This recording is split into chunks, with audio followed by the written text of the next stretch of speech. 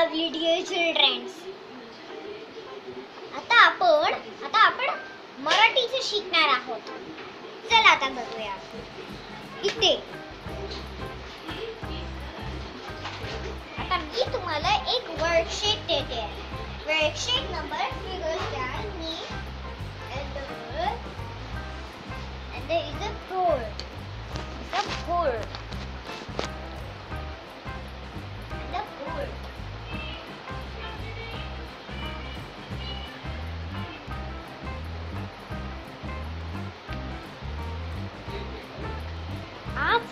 आज मी तुम्हाला एक वर्कशीट देणार आहे. वर्कशीट म्हणजे आज्ञा देणार आहे. हे बघा. आता तुम्हाला करायचंय पहिला आणि ब्लॅक कलर काही इम्पॉर्टंट लेसन का sir black over the one wire.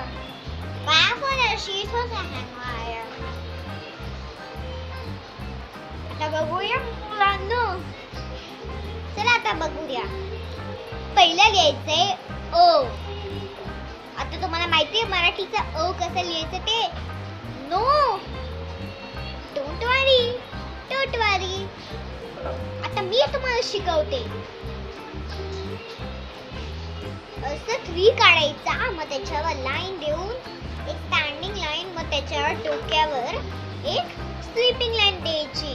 मग हा झाला आपला वर्क अ. आणि आ साठी डबल लाईन्स काढायचे आणि डोक्यावर परत लाईन्स. आणि आता आपण ई लिहिणार आहोत. हा छोटा ई.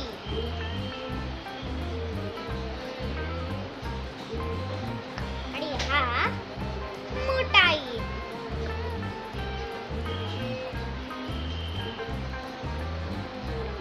आणि ऊ.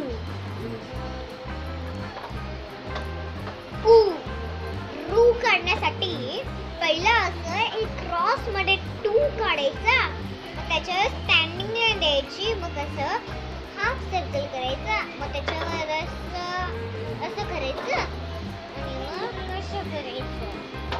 हा झाला आपला स्वर रू. आता ए. हे झालं आपलं अ. ए. आणि हा ऐ. आता ऐ. बघा आता हा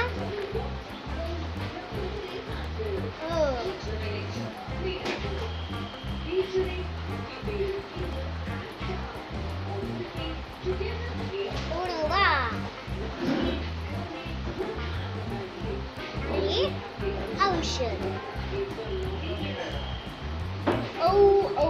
औषध. आता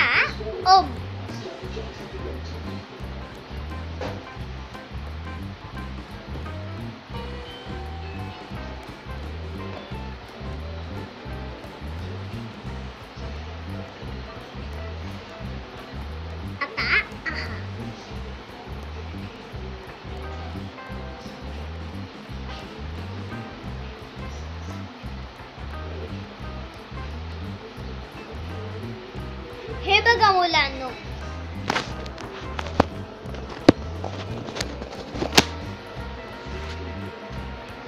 Tell me please.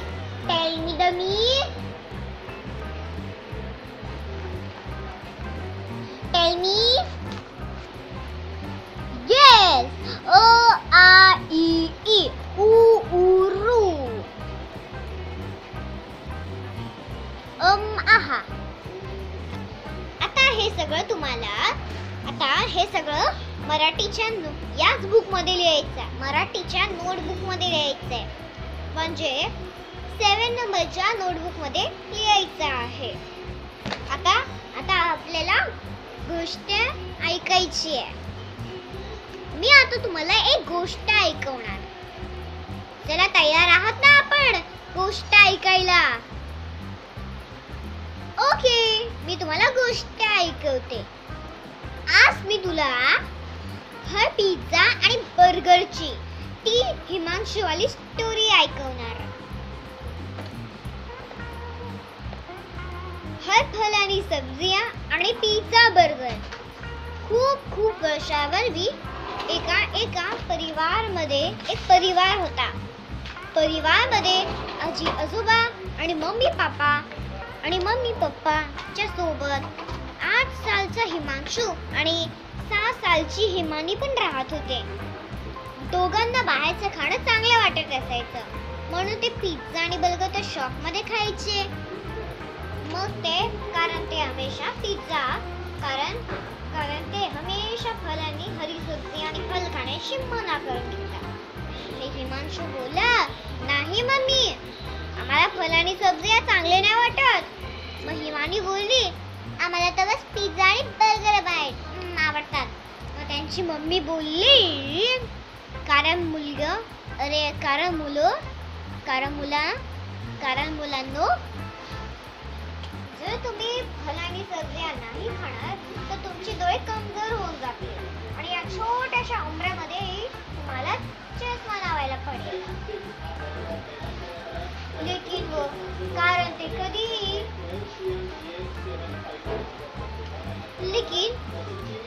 कारण ते आपल्या मम्माची बाते मानतच नव्हते. खूप वर्षापूर्वी तिने बोलले, नाही, आम्ही बस पिझ्झा आणि बर्गर खाणार.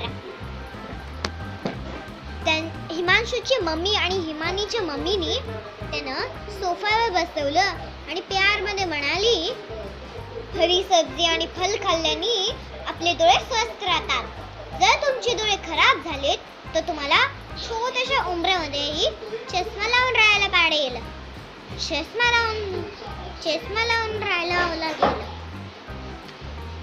मग मम्मीच्या हे सगळं बोलल्याने हिमानी मानली. मग हिमानी बोलली, ठीक आहे मम्मी, आज मी रोज हरी सब्जी आणि फल खाईल. मग हिमांशूला काहीच कळत नव्हतं. मग तो म्हणाला, नाही मम्मी, पिझ्झा बर्गरही चांगले वाटतात, कारण मी तेच खाणार. आता मम्मीने हिमांशूला समजवणं बंद केलं. एक काळी खूप वाजन गेले. हिमांशूच्या टीचरने त्याला विचारलं, हिमांशू, ब्लॅकबोर्डवर लिहिलेलं सगळ्याचे जवाब तरी दे. पण हिमांशूला काहीच कळत नव्हतं. तर सगळं धुतल्या दिसायला दिसलं. मग त्याने आपल्या डोळे मिसळून परत बघितलं, पण परत सगळं धुतलंच होतं.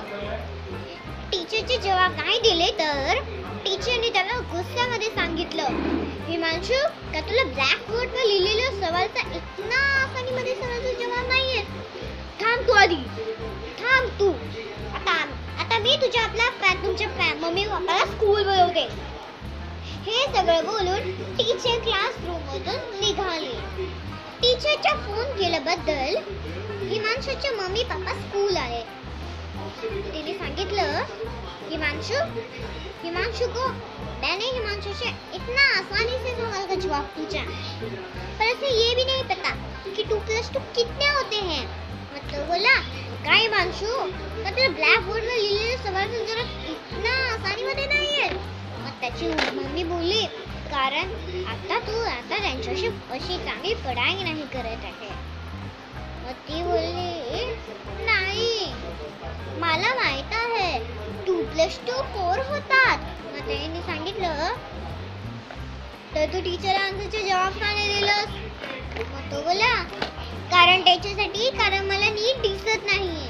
म्हणून तिने सांगितलं, मी तुला सांगितलं ना, फल आणि सब्जियां खाया करो, जंक फूड मत खाया करो.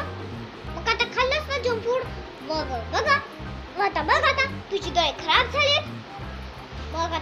डोळे खराब झालेत. म्हणून तो बोला, सॉरी मम्मी, आज मध्ये रोज हरी सब्जी आणि फल खाणार मी. मम्मीला त्याची बाते चांगली वाटली. तर तिने हिमांशूला चूप करत आणि बोलली, ठीक आहे हिमांशू, जे झालं ते झालं, जे झालं ते झालं.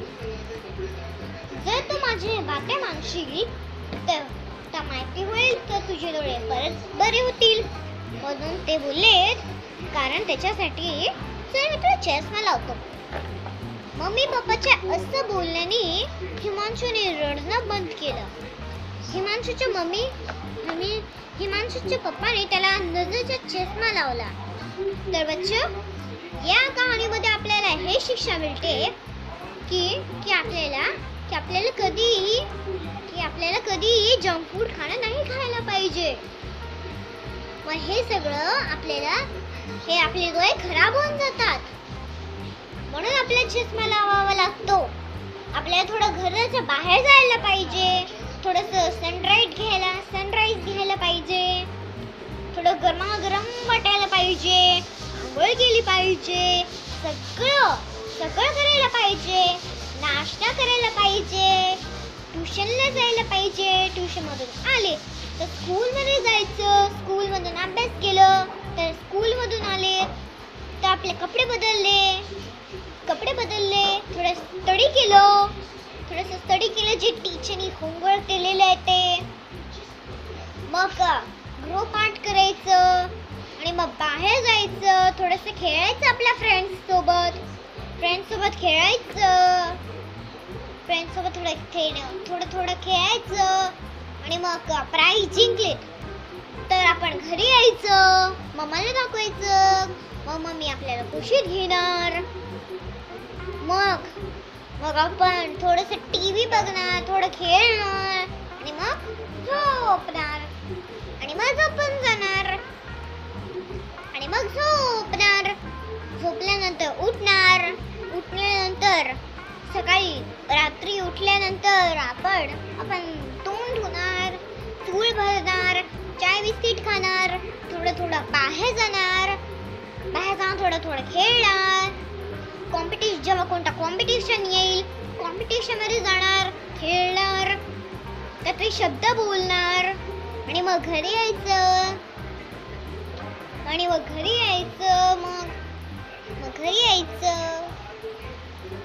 मग घरी आली तर टॉफी परत जिंकली तर परत ठेवून घ्यायचं आणि